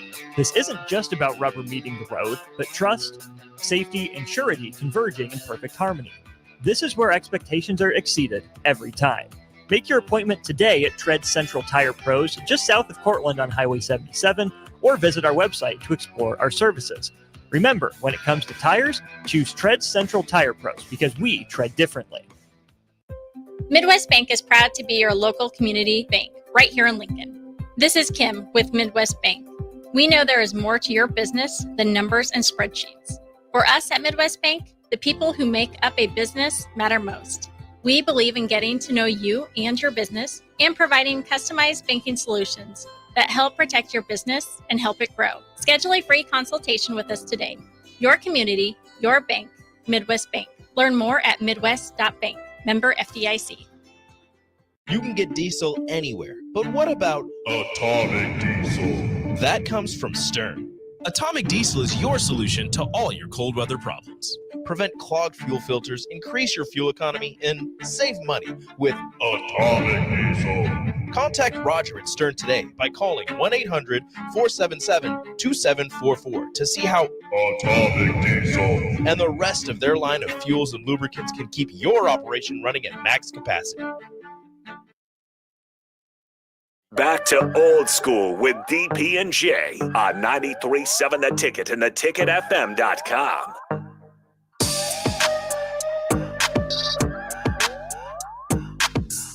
He next. Anyways, we're back. Jay Foreman, DP Austin, live in effect. Once again, we are brought to you by the Mercado Certified Piedmontese Special Grease Butcher Shop, 84th and Havelock, 30th and Yankee Hill, 84th and Old Cheney, 168th and Maple. Appreciate their support. Hopefully you guys went over there and got all your grilling stuff, and hopefully, I'm sure people are done grilling by now or potentially about to pull it off. But one thing that ain't being pulled off is Jamar Chase's foot on the neck of the Bengals. He said, listen, my brother from another mother got paid. I need to get paid. And Zach Taylor's in a tricky spot, DP, and I want your opinion because you've been a coach, obviously, not an NFL coach, but you've been a coach, and so you've never had to deal with, a holdout or franchise tags and all that. Talk about the position that the head coach is in. With originally he said, 100% he's playing the first game. Then he's like, oh, we're just taking it day by day. It is now essentially Tuesday, right? Because in the NFL deal, there's a game Thursday, but the work that you're in, the way NFL, you're in business now. Like the game plan is pretty much in for that first game. Mandatory day off tomorrow. If he's not at work on Wednesday, day by day is over. Chances he's not playing. We'll talk about Zach Taylor and the position that he's in because it's tricky because he has no control. And it's a big year. I'd say the window potentially could be closing on the Bengals. This is it. This is the window. The window was your ability to get your guy in uniform and at practice now. Like, that's it. Yeah. That's it. And what do you do? I mean, you like to say that you can win no matter who lined up for you, next man up, and all of those wonderful quotes. Like, it doesn't really matter. We should be able to win. Our stuff works. Like, we've got Joe Burrow. That's why we pay him all his money. Well, I'd worry about it. Shouldn't have to worry about it. Right. Playmaker, $1 million a throw. Okay, cool. Until it's proven that you need a dude. Well, if you need him, you got to pay him. And now you're caught with your pants down. What did you say? The pants down and the water's running? Yeah. What you gonna do? What you gonna do? Yeah. What you gonna do? Yeah. You got you Hey, get on. Hey, do what you need to do or get out the pot. I want to ask you this: is it the fact that Brandon Ayuk and the 49ers is pretty much just a replica of the same situation? Yep. That they were able to come to terms with him faster than with the Bengals. Is that even more pressure on Mike Brown? What is what's the number? Like, what's the number? I want more than Jamar Chase and that's the number. And we're not going to negotiate beyond that. Then you just say, that's your number. Okay, I'll deal with that. The answer is either yes or no. It's either yes or no. Well, as the owners, you say, this is my number, yes or no. Because I think I can win without you. That's why I'm the coach. That's why I'm the boss. You think I can't win without you. Right. Let's play chicken. They're playing chicken in broad daylight. Your game is now, and it's a tight window for Cincinnati. They're not a lock with him. They're not a lock to be the best team in that division with Jamar Chase. So then what do? You say, okay, we're prepared to play without you. We're prepared. You can't play anywhere else. We can play with other receivers. You can't play anywhere else. How much does the T. Higgins drama factor into what's going on now, too? All of it, right? All of it is just, we know that the business side is taking over common sense. Like even in current space, we can say people have lost their minds about, hey, I need to get my money. Okay, well, here's the thing. Don't risk the money that you're guaranteed for money that you feel like you're owed. You can lose the salary that's in play right now. You get none of this money. By hoping to get more money from me when it's not my prerogative to give it to you. It's not my choice. So, okay, what are you going to do? We're going to keep doing, the Bengals will do business and they will get paid each week. Everybody else on the roster getting paid. You know who's not getting paid? Jamar Chase. You generally look at the first 4 games as kind of like, all right, this is, if he decides to keep this up, and who knows, by the time we get off air, he'll end up magically decide to report, even though Zach Taylor says he feels good about the shape he's in. And I will tell you this, if you have not played football for this long, you're not in football shape. Mm-hmm. And in the way that training camps are, you're way behind the 8 ball unless you've been practicing, outside of the team with Joe Burrow, which is, you got to think of a timing thing. Mm-hmm. You look at it, okay, Cincinnati, they start off playing New England. Okay, feel comfortable they can win without Jamar. Well, we all know that Joe Burrow is the kryptonite, or potentially thought of as the kryptonite to Patrick Mahomes. That's who they play week 2. Before we saw the emergence of Daniels and some of the moves that the Commanders have done, which are kind of shaky, you got the Commanders at home, probably another W. Then you go on the road to Charlotte. Okay, and this is where it gets real shaky for the Bengals. That next game, you play the Ravens. That's the sticking point. That's it right there. Because you get a week off against the Giants, and then you play at the Browns, which is no joke. You play the Eagles at home, no joke. Upstart Raiders, no joke. And you're looking across as a dude that's probably thought of as just as good as you, right?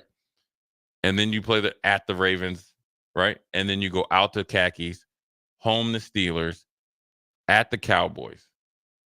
Why would you do this to yourself? Why would either of them do this to yourself? Like, if you're Jamar Chase, aren't you thinking legacy rather than you have money? You're going to get money. Yeah. Well, I think part of the problem is we can even talk about this with Burrow to some degree. I mean, yes, he's finally getting his first normal offseason, but so much of the Bengals' legacy, I think, in their minds was written by beating Kansas City once. Beating them in the regular season. Yeah, but that wasn't enough. That wasn't enough. But it feels like it is for them. Well, that's the problem. It's not enough, but that's where I feel like they think it's enough for them. We beat Kansas City. We're here. Then none of them deserve any more money. If that's what you're willing to live on. But in your opinion, don't you think that's part of this whole? I think Joe Burrow is cold-blooded, but don't you think that's kind of raised him up to that level? I think Joe Burrow hasn't been as good as Josh Allen, but he gets the reputation boost into that tier because he hasn't been Lamar good. No. But he beat Kansas City once, so he's elevated into that tier twice, but once that really mattered. Yeah. And so he's been elevated into that tier. Yeah, here's my you're a Super Bowl quarterback. Yes. I don't think the discussion is Burrow. Chase is the discussion for the Bengals. And if Burrow believes in it, Burrows will say, you know what, for my legacy, I need this dude. So you know what? I'll restructure to get my dude in. That's how important he is. But then you got to do that for M&T. It never ends. Trey Hendrickson. Right. It never ends. It never ends. It never ends. Cam Taylor-Britt is up too. Right? And you can say, I can do this for a year to see whether we're who we think we are. But they would all have regret. Because if you had done that last year, they would have all had regret. If you do it this year and it doesn't work, you have regret. and you're married to a whole bunch of people you don't want to be married to because you find out, you know what? She pretty, but she can't cook. Especially when my family come over. Yeah, it's interesting to see. I mean, that's a great point, Austin. This with the NFL is like the misconception or the perception is that when you look at, and obviously I love Buffalo and Josh Allen, frustrated with him at times, but you got to think when they've played Kansas City, he's been lights out, just haven't won the game. Now, majority of it's not his fault. Whereas with Joe Burrow, you get that one win, and then they had the regular season win, and they went there and won, but Kansas City got the get back. But I think it's always like that revisionist history where you go back to the best that they were, and everybody's getting paid off it. But the problem I think what Mike Brown is running into is you have a generational talent at wide receiver. They are hard to come by. You're not going to get a Jamar Chase in this year's draft. This dude is in the prime of his career. He has a connection with Joe Burrow. You don't have to give him the thing. You could give him something to say, well, this will get you through the season. You can make it shorter, right? Yeah. Say, hey, we can give you this for the next couple of years. Let's follow back up. Well, but I'm going to go out on a limb and say that's been offered. Bengals don't always do good business, though. I'm going to go out on a limb and say, you know what? They said, listen, let's get your number for right now, and then we'll reassess. But that's not what's being accepted. Like, that's not what's being accepted. Right. And Ayuk comes in, and the Niners understand the window. This is the window for them. Yeah. Right? If you're the Bengals, you should be paying attention to what the Niners are telling you. Because the Bengals were as close as the Niners are. But they've allowed themselves to take a step back. Yeah. And you can't do that. Because guess what? Buffalo's still looking in the window. The Ravens are at the front door. They don't care, and they're not scared. Everybody else is making moves around you. And I think the 49ers comparison is interesting, too, because San Francisco has more of a sense of urgency in what's been the weaker conference. The AFC's been tougher, has had more legit contenders over the last 5 years. San Francisco, has held off a challenger or two. Philadelphia had its run, but Cincinnati should have more of a sense of urgency than San Francisco. Yeah, it's weird because it seems like everybody in their division, we could probably say Pittsburgh tried to get better this year, right? Is that a fair assessment? Yep. Okay. Baltimore, when you bring in Derrick Henry and guys, you get better. Mm-hmm. And Cleveland was better. They won 10 games last year. They got the number one defense in the league, and if Deshaun Watson or Jameis can be anything like sustainable, they're a problem. They're seeing like they're staying pat. Now, I will tell you this. I think deep down, the reason why Mike Brown's not paying him, I think he knows that window's closed. Here's why. You let your ultimate factor back go to a team that's on the come up, which is Houston Texans. That's Joe Mixon. He was a great leader in the locker room. Didn't have a lot of tread on us. People don't realize Joe Mixon came in and he was playing where it was by committee, and then he outplayed everybody. You let him go. And you don't even have Chase Brown. I think Zach Moss is now your starting quarterback, or running back, excuse me. And you got Trey Hendrickson that's pretty much on his last deal there. Sam Hubbard is okay. Logan Wilson, you played. You got Cam Taylor Britt coming up. You're going to have to pay him like a number one corner. So you're not. Think about it this way: the Bengals cannot be outworked by the Philadelphia Eagles. Oh, they outworked right now. Right, like They- think in about every that. facet. Right. That if you're at the same place in the same neighborhood, the Philadelphia Eagles went and got who some would consider the number 2 running back, number 3 running back. You went and got another dude, and then you just made a trade for a first-round receiver. Right. That fits in perfect. Right. Like you went through. Tell me you're not working hard by showing me you're not working hard. You have to get the deal done, or just get a divorce, bro. Like if that's not it, hey, listen, I need to get some value for you. I'm going to take this year on the chin. I'm going to go set up so I can go get 2 really good. I'll get a 2A and a 2B to get me through the year. I'll put money in the bank. I'll put it in a trust fund. and all that, and then I'll go get some additional work. Right? Look, Yeah. I'm gonna set aside this $40 million. I'm gonna set it aside because somebody coming. Somebody else is going to want to be available. There's going to be somebody, a top tier receiver from a lower level team that says, you know what? I can come in and help Joe Burrow be elite. Let me ask you this. Should the Bengals do what the Commanders did? They got rid of Chase Young. They're gonna. But that's what it seems like. At this point, that's what you should. That's what it seems like. Because if you don't pay Jamar Chase and you got Higgins on the franchise, it's kind of like if you pay Chase, then you know you can't pay Higgins. So one of them's got to go, right? So if one of them's got to go, and you already let Boyd go because I think he's in Tennessee, right? Yep. Okay.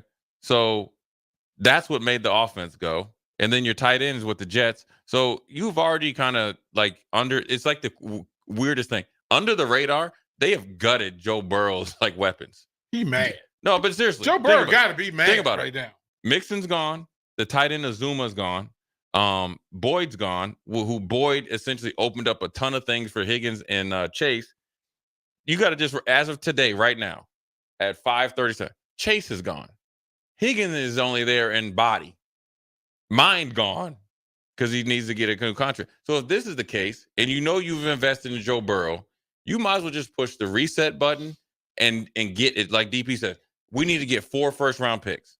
I want 2 for Higgins. At practice, thumbing his nose at the whole thing. He's making sure he ain't getting fined. Right, but I mean, I'm just here so I don't get fined. If you're sincere about it, if either of them are grown up about it, get it done. Hey, Jay, you want to be here or not? Tell me you want to be here or not. Yes. Okay. There is a number that exists. Well, they know the number. Well, you're at the gate. It's wedding day. You standing outside the church, man. Music's playing. Y'all got to make a decision. This wedding's going to happen, whether you in it or not. I'm going. We say, I'm going. I'm leaving there, with right? something, right? Yeah. I'm going to be up there. Somebody's going to get married to me. I don't know if it's going to be you. It's going to be somebody, what Richard right? Price said, go get your mama. Somebody. Yeah, somebody. We need a fill-in. But yeah, it's man, that's just, I mean, just to think. I think he signs. I think he signs. I think he does. I think he signs tonight. In real time, I think he signs. I think they reach some point. I just think the damage is done. That's what I was just about to say. I think the damage is done through that whole team. Right now, you hear Cincinnati Bengals is over. They're over. I love you, Jamie Barrow, but it's over. Jamie, Joey's brother, it's over. I like Joe Burrow too. I like the swag. I don't know why you got the yellow hair, but it's cool. I like Joe Burrow, man. I do. It's over for you, brother. If I was here to tell you, I would look you dead in your face. I'm letting you know from personal experience, all your weapons are gone. Jamar Chase is essentially this year, and your timing with him is gone. Austin can answer this. Jay, you can answer this. If you showed up at home and your son showed up with dyed red hair, what it's going to tell you is there's a problem. There's something going on. Who babysat him today? Hey, there's something going on. Joe Burrow is telling you, hey, Dad, I'm going through some things. Yeah, I don't know what that. I don't know what that is, man. I mean, if Jay come in here tomorrow with a mohawk and it's purple, we gonna have it. Hey, man, come talk. Warren Sapp got come holler at your That's boy. Foreman height. That's Viking. Come holler at your boy. Well, but that means he broke up with Buffalo and something happened to cause ain't gonna be no Viking fan. Right. Until my dad get in the Hall of Fame, I ain't no Viking fan. But yeah, I think their window's officially closed. I think this is closed and locked for winter, and it's unfortunate because I think Joe Burrow, a lot like Josh Allen, are in their prime. And that's what happens, man. When you have to pay the quarterback so much money, you have to penny pinch on those guys. You've drafted well. You can't say that they haven't drafted well. They had 3 number 1 receivers essentially. Yeah, and you still got some big boys you got to draft next year. Well, they did this year. They've drafted whoever's offensive line coach. He just it ain't working. As I said, you're gonna have to draft some more big boys. When they got the 2 biggest offensive tackles in the league, Trent Brown or Orlando Brown Jr. Just mammoth them, man. Joe Burrow should not be touched, but now you ain't running the ball. I don't know, man. This is tough, man. Anyways, hey Austin, the Royals game is over. Didn't end well. Yep. Didn't end well. New day tomorrow. It's cool that you got that Springs training shirt on. It's all good. We'll just stay on the stream. We're going to take a quick break, come back. We'll talk about this Boston College, Florida State. How much pressure is on Florida State tonight? And do they just beat the brakes off of Boston College just because? Everybody knows Bill O'Brien. He's done it at Penn State. Can he do it again at Boston College? Jay Foreman, DP, Austin. We'll be right back.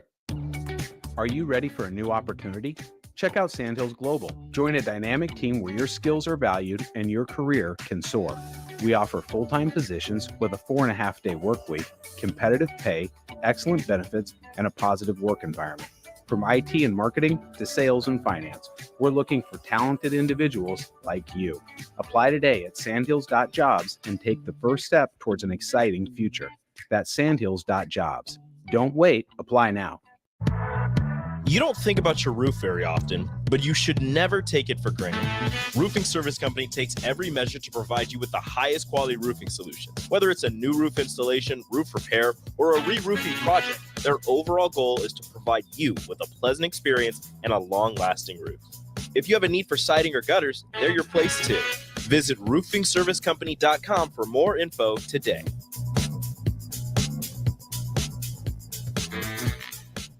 Liberty Law Group is committed to the defense of liberty for those accused and the pursuit of justice for those injured. Liberty Law Group's relentless trial attorneys specialize in criminal defense and personal injury law. Navigating the legal system can be stressful, overwhelming, and full of uncertainty. We believe in treating every client with respect, compassion, and understanding. When you're in need of legal assistance, trust Liberty Law Group to fight for you. Call 877-42-LIBERTY. That's 877-42-LIBERTY. Your home is your empire. Protect it with Empire Fence. Get a free instant quote with the online estimating tool at empire-fence.com. See an upfront estimate with no hidden fees. An Empire Fence can provide privacy and improve the appearance of your home. Keep kids and pets in or out of your yard. Increase security and add value to your property. Visit empire-fence.com now to view the stylish and maintenance-free possibilities for your home and get a free instant online quote. Let Empire Fence protect your empire. Ready to add a dash of Southern flavor to your week? At Wings and Rings, their brand new Southern fried wings have arrived for a limited time. Indulge in the irresistible goodness of large, traditional bone-in wings coated in a crispy beer batter and fried to perfection. Try them with hot honey or any other sauces. And for those busy summer days coming up, look no further than their Southern Fried Wings Family Bundle. Wings and Rings, 2 Lincoln locations on O Street or Village Lane. Become part of the Landmark difference today. Landmark Implement, your John Deere dealer, is currently hiring in our parts departments. As a member of our team, you'll assist customers in finding the right parts for their equipment, manage inventory, and collaborate with sales and service. Whether you're a seasoned professional or just starting out, there's a place for you at our dealership. Apply today and grow your career with Landmark Implement, where your skills make a difference in the ag community every day. See full details online at landmark.careers. IT issues wreaking havoc on your day? It's time to hire the experts. It's time to hire Hamilton. When it comes to your business, you don't have time to worry about network security, data backup, and protection, or support when devices slow down or stop working. At Hamilton, we ensure that your technology is up to speed and works as hard as you do. Don't let IT issues slow you down. You deserve better. Hire Hamilton at hamiltonisbusiness.com. MWR is dedicated to building attractive, affordable steel buildings that exceed your expectations. From commercial or residential to agricultural storage, steel buildings are cost-effective, attractive, and versatile. Plus, they're a lasting investment and an ideal choice. MWR uses Sentinel Building Systems out of Albion and can service you all over the state and region. If you have interest in a steel building, post frame building, or fencing, give MWR a call today at 402-980-5273 or go to MWRbuildingandfence.com. Working at Continental in Lincoln isn't a job, it's a career. And right now they've raised wages again, and they're hiring for production operators at $25.60 per hour, which grows to $30.12 per hour within 3 years. Skilled trade positions now start at $34.51 per hour with opportunities to make more based on certifications. Continental also has salary jobs available and great benefits, plus medical and prescription costs at very low premiums. Dental, vision, and life insurance are offered at no premium cost to the associates, with increased bonuses and vacations for new hires. To learn more or apply, go to continental-jobs.com with keyword Lincoln. Come work at Continental today. Your sprinklers are watering the street or flooding your backyard. If you're on a list that doesn't exist, it's time for Judson Irrigation. At Judson Irrigation, Lee or Lacey or Judson will make an appointment. You pick the time and they'll be there to fix your sprinkler system. Now that's service, a dying art these days. Keep summer green. Call Judson Irrigation 402-420-6277 or judsonirrigation.com. You already know that Select Plumbing takes care of all your plumbing needs, including water heaters, faucet repairs, leaks, drips, sump pumps, and more. Now, they're able to help you with your heating and air conditioning as well. Select Plumbing has recently expanded into residential heating and air, and they're excited to bring this new service to their complete list of plumbing services. Call to book an appointment today at 402-560-6197 or go to selectplumbinginc.com, serving Lincoln, Seward, Milford, and the surrounding areas.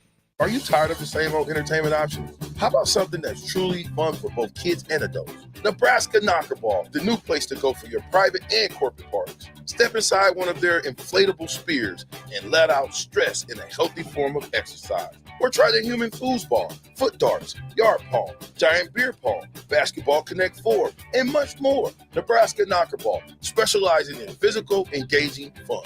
Call Nebraska Knockerball today at 402-460-8724 to learn more or book a reservation now. Back to old school with DP and J on 93.7 The Ticket and theticketfm.com.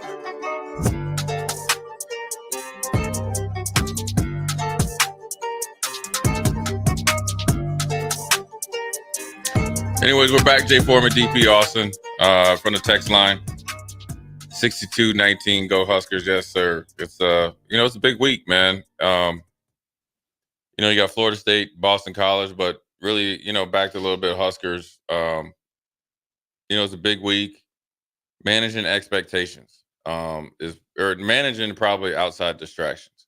What do you think the biggest distraction is, DP, after a victory? Just take Colorado. Just you play Saturday or Friday, Saturday for college. Mm-hmm. Pros is different because it's your job, and you're more mature. Or thought you are, think you are. But what do you think the biggest distraction is? What do you think it is what's the biggest distraction? It's the roller coaster, man. The emotional roller coaster of it worked. And then what do? Do you stop working? Or do you play? Too many people, too many programs, too many players, too many coaches. Get the win and then go play. Instead of, as your old head coach would say, it was time immediately for me to go back to work. That's always it for me. If you're celebrating the win in full, then you're literally saying that the next win is not important. You really, and you can say there's a whole bunch of distraction, right? But if you have a girlfriend or a wife, she knows the importance and priority of the win, the next win. Right. The distraction becomes when you allow things to go important. What's the first thing? Is football the first thing? Is football the first thing? Then everything else has to wait until football is done being the first thing. Yeah. The moment you choose any other thing, that roller coaster ride, and you go, I like the high, man. I like the high. Do you like the work that the high gave you? That's how you distract you. Listen, we right down here in the Haymarket. If I see you in the streets after the win, the next win becomes more difficult. Yeah. And whatever reason family, Family's not, that should be a recharge. Plugging into your family that you've been separated from, that's not a distraction. The distraction is you decide, I need to exhale. I need to release. I need to celebrate. Bruh. Colorado's coming. Stay working. Stay working, man. There's too many. A lot of games get lost on Sunday night or Sunday morning. Yeah, or Saturday night. Yeah. Yep. Yeah, I mean, it's a catch-22 because you want them to be kids or, young adults. Yeah, I think I think it's that gray area, and I think it's all based on individuals, right? Some guys can go out to eat with their parents. If they're of age, they can maybe have a beer. I never drank during the season or anything, but just some guys can. Some guys can actually, like if us three, say we all were linebackers, we're just like, hey man, let's go. Something like you could get in the car and say, all right, man, you know what? After say the game's at 11, you're done at 3. All right, man, let's go over to a set or a party, but we're going to leave at 10. That's not a big deal. Not a big deal. But when you closing down, like if you close down the bar, what are bars at 2:30, 2 o'clock, 2 o'clock on a consistent basis, that wears you out. And then you're not a work day or whatever the next day, and then you're behind schedule. Now, especially if you do it during the week, there is no reason to be going out during the week and hanging out with people and stuff like that. That is, you need to have a good. Well, that's recharging. Good time management. Yeah, that's recharging. I'm cool with the get together. You know what, bros? We did it. Yeah, we did it. But I think the hardest part would be if I was a kid, and obviously we didn't have social media, but I think the hardest part. I think it's easy because you can regulate it. Because I remember Christian, he was a great leader. He said, "Listen, I catch any of you guys down on O Street, you got to deal with me." Nobody was going out, so that can kind of come from leadership. I think the hardest part is thinking past today. Being say like we're in a linebacker meeting and we're watching Colorado, and we got to be with the intent and the intensity that we have to make sure that we're, studying. Can't be tired, can't be hungover, just all that. But right? but then if we're every 5 minutes, we're thinking like, man, hey, did you hear game day's here? Game day's not going to be here, but just say like Ohio State or whatever. Then you're constantly you're tugging yourself away than the moment. Is that going to help you beat Colorado? Is game day being here going to help you beat Colorado? Right, but I think that's the hardest thing because it's the hoopla. Oh man, it's a night game. Then you start, so you got to kind of. There's two ways to attack it. Kind of deal with it. It's almost like the Super Bowl, right? Where they say like the tickets and the family. The one thing that teams do is say, listen, you got 36 hours to do all this stuff, and then once it's done, it's done. It's a wrap. And the teams that do it the best, which is the Chiefs, they've been there. And curfew is for that distraction. Well, sure. I mean, we've seen guys that pulling you to the team hotel right. to the team hotel rather than you staying at home. Well, yeah. I mean, it's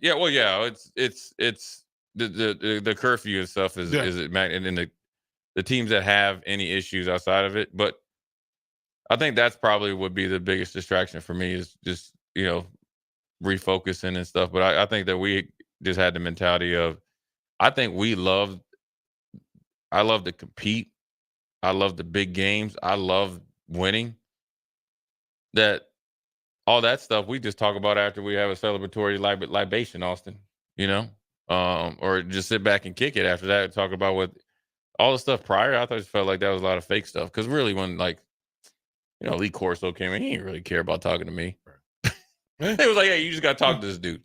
So like that didn't really do anything for me, because if you tell me that in your game plan, it says for you to go out and celebrate till 2 a.m, then it's not a distraction. But if anything else, close the bar out. Hey man, like the itinerary. I don't think. Yeah, I don't think that'll be. I don't think that's. I don't think that with this crew. I don't think that's ever going to be a problem.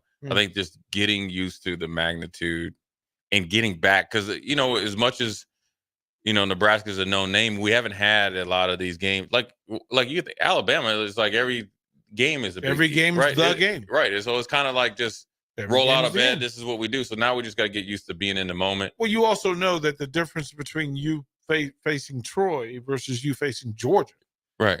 But you've done it. Right. You've you played know that. Listen, I have to approach all of these as if it's Alabama, Georgia. Yeah. Like I have to work that way. I have to recover that way. Yeah. If I just beat Tennessee, bravo.